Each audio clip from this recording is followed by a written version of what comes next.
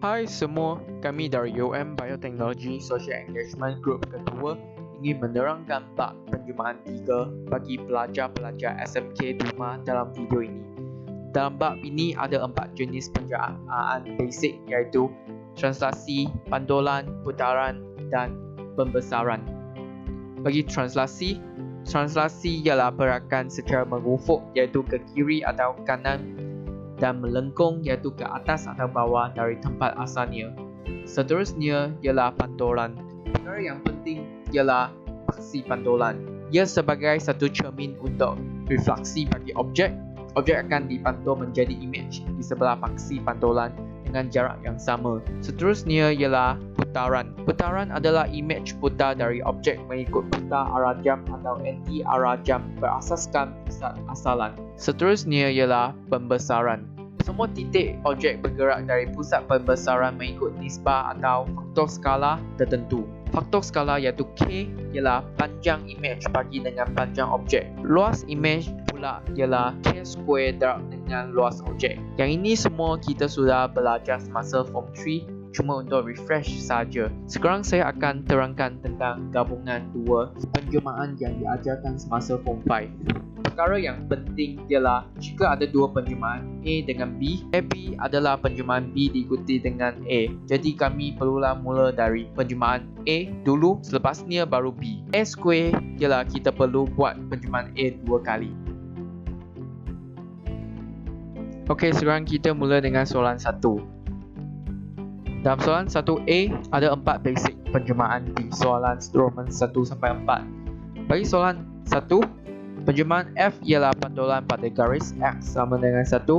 Kita tahu koordinat A ialah 2, 3. Jika ia dipantul dengan cermin X sama dengan 1, koordinat imejnya mesti akan di koordinat 0, 3. Seterusnya soalan kedua. Penjermaan T ialah translasi -3, -2. Iaitu kita mula dari tempat asalnya 2, 3, jalan 3 unit ke kiri, lepas tu jalan 2 unit ke bawah. Kita dapat -1, 1 bagi jawapannya. Seterusnya soalan ketiga. Penjermaan R, putaran 90 darjah ikut arah jam pada pusat 14. Koordinat imejnya ialah 0, 3. Soalan keempat 1A. Penjermaan E ialah pembesaran dengan skala faktor 2 pada pusat -1, 1.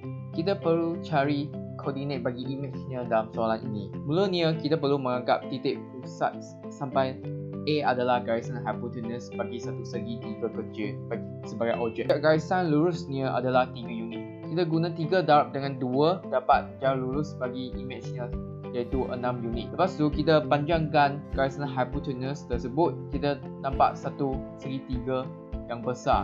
So kita dapat koordinat 5, 5 sebagai koordinat imejnya. B1 kita perlu cari dia punya pusat pembesaran. Kita perlu sambungkan dua titik yang sama dari objek dan imej dengan garisan lurus dan panjangannya. Tempat yang mereka jumpa adalah jawapan iaitu pusat pembesaran. B2 kita perlu cari dia punya faktor skala iaitu panjang imej bagi dengan panjang objek. 6 bagi dengan 3 kita dapat 2. Luas imej pula ialah K square darab dengan luas objek.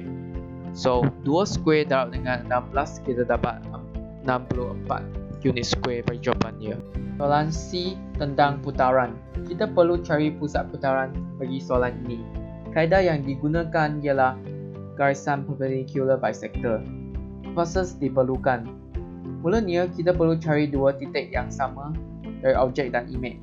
Lepas tu guna compasses, mata yang tajam itu cucuk di salah satu titik dari objek dan membuat dua arc. Seterusnya, cari lagi satu titik dari imej buat juga dua arc intersect dengan arc objek. Lepas tu buat satu garisan sambung dua-dua arc tersebut.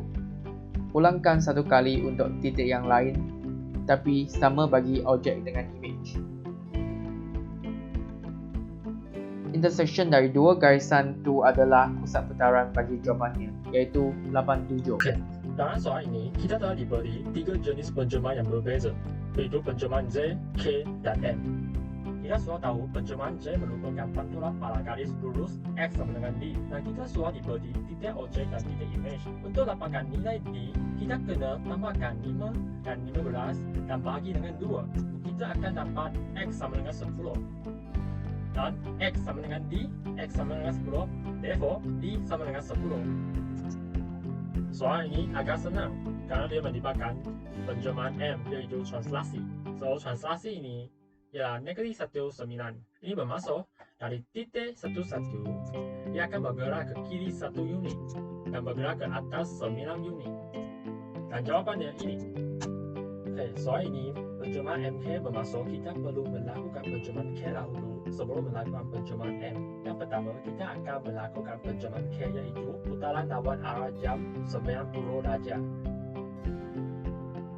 Dan kita akan dapat satu titik, yaitu negatif 26. Dari poin ini, kita akan melakukan penjelmaan M, yaitu satu translasi. Dan kita akan dapat jawapan negatif 3, 15. Okay, soal ini dia bagi kita 3 pentagon yang tak sekata. Soal ini dia mengatakan satu objek FGHIJ menjalankan penjelmaan ED. Ia menjalankan penjelmaan D dahulu sebelum menjalankan penjelmaan E.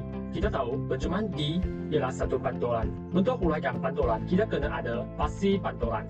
Untuk cari pasti pantulan, kita kena tambahkan koordinat X bagi dua titik bertentangan dan carikan titik tengah mereka. Dan kes ini ialah X sama dengan negatif 1. Soal seterusnya, penjelmaan E ialah satu pembesaran. Untuk menghuraikan pembesaran, kita kena ada faktor skala dan titik pembesaran. Untuk cari faktor skala, kita boleh bagikan panjang image dengan panjang objek. So, kita akan dapat K sama dengan 1/2. Dan kita boleh sambungkan semua titik ini dan dapat titik pembesaran. Kita boleh huraikan macam ini. Okey, seterusnya, soal ini dia meminta kita cari luas kawasan yang beroleh. Saya akan label objek dengan O dan imej dengan I. Soal ini dia sudah bagi kita luas imej ialah 25.7. Untuk cari luas kawasan yang beroleh, kita kena cari luas objek dulu guna formula ini. Dan dari soalan sebelum ini, kita sudah dapatkan faktor skala ialah 1/2. Dan masukkan dalam formula ini, kita akan dapat luas objek. Semasa kita ada luas objek, kita tolakkan dengan luas imej ini. Kita akan dapat luas yang beroleh. Gambaran di bawah menunjukkan segitiga ABC, SQT, dan PQR. 3A. Penjelmaan T ialah translasi 5-2. Penjelmaan P ialah pantulan pada garis Y sama dengan 7. Nyatakan koordinat imej bagi titik A iaitu 3, 11 bawah setiap penjelmaan berikut. 1. Penjelmaan T. 2. Penjelmaan PT. Untuk soalan A1 bawah penjelmaan T iaitu translasi 5-2, kita perlu tengok pada 5 dulu. Maknanya titik A perlu bergerak 5 langkah ke kanan dulu. Selepasnya -2, maksudnya titik seterusnya perlu bergerak ke bawah 2 langkah kerana negatif. Maksudnya, koordinat bagi imej titik A ialah 8, 9. Untuk soalan kedua, penjelmaan PT. Di bawah penjelmaan PT, yang merupakan kombinasi penjelmaan T perlu dilakukan seterusnya dengan penjelmaan P.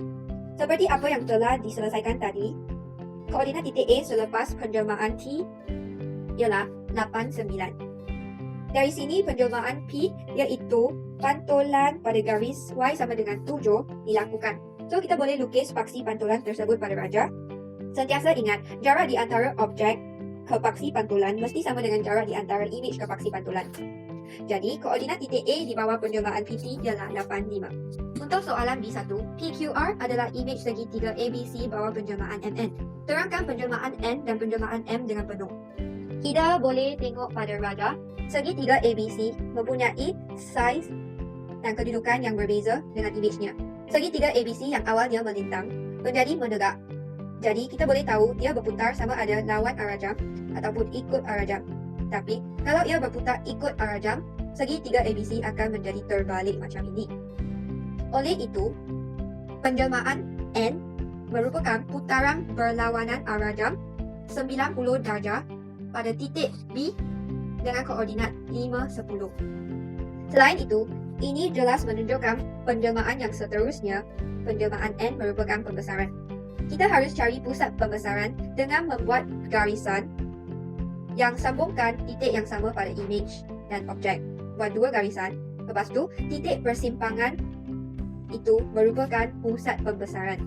Selepas itu, kira faktor skala dengan bahagi panjang image iaitu 6 dengan panjang objek iaitu 2 dan akhirnya dapat 3. Penjelmaan M ialah pembesaran dengan faktor skala 3 pada pusat 5, 12. Luas kawasan berlorit PSTR adalah 200 meter square. Hitungkan keluasan segitiga SQT. Untuk soalan B2, kita harus guna formula untuk mencari keluasan image. Formula untuk mencari keluasan image ialah keluasan image sama dengan faktor skala kuasa 2 darab dengan keluasan objek. So, untuk soalan ini, image ialah PQR dan objek ialah SQT. So, masukkan dalam formula dan faktor skala ialah 3. So, keluasan PQR juga merupakan gabungan SQT dan PSTR. So, keluasan SQT tambah dengan keluasan PSTR sama dengan 9 darab dengan keluasan SQT. Maklumat yang telah dibagi dalam soalan itu ialah keluasan PSTR. So, masukkan nilai itu dalam formula. Lepas tu, kira akhirnya akan dapat keluasan SQT sama dengan 25 meter square.